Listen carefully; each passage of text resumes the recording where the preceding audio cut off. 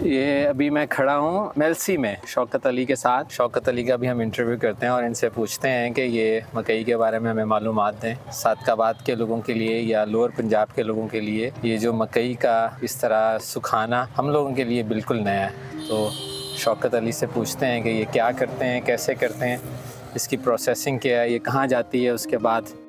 अस्सलाम वालेकुम, मेरा नाम शौकत अली है, ज़िला विहाड़ी, तहसील मेलसी का मैं रहायशी हूँ।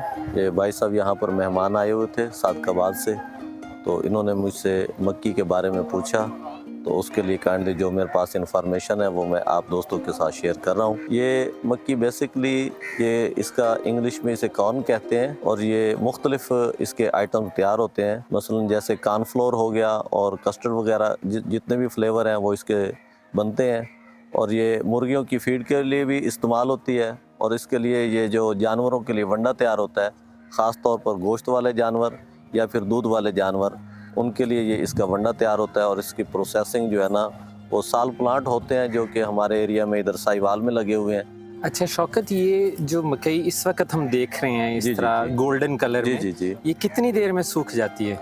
ये इसका मौसम पर डिपेंडेड है। अगर मौसम साफ़ हो यानी कि सूरज वगैरह उसकी किरणें फुल आ रही हों तो ये तकरीबन 3 से 4 दिन में खुश्क हो जाती है। अच्छा। और अगर ये जैसे अब यहाँ पर आप मौसम देख रहे हैं जी कि ऐसे लग रहा है जैसे भीगा भीगा सा ये दिसंबर है, बिल्कुल, तो इस मौसम में तकरीबन 15 से 20 दिन लग जाते हैं। ये जब नमी होती है ना तो इसका मॉइस्चर होता है तकरीबन 20 से 22, और जब ये खुश्क हो जाती है तो फिर इसका मॉइस्चर 14 से 12 आ जाता है। अच्छा, और फिर इस्तेमाल के काबिल होती है। मैंने कुछ मकई देखी जो हल्के काले रंग में चली गई है, उसकी क्या वजह है?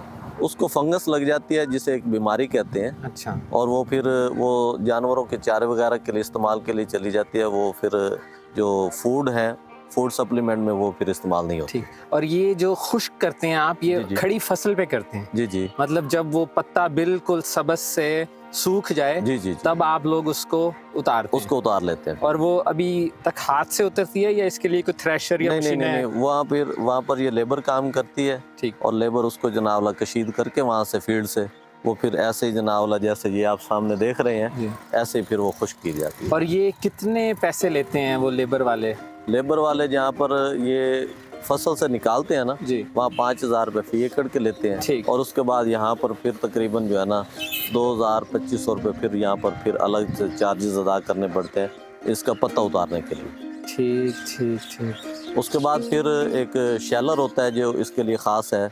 वो इसको जब वो शैलर किया जाता है तो इसके दाने अलग हो जाते हैं और इसके अंदर एक लकड़ी नुमा होता है जिसे मुख्तलिफ चीज़ों के लिए इस्तेमाल किया जाता है। सही।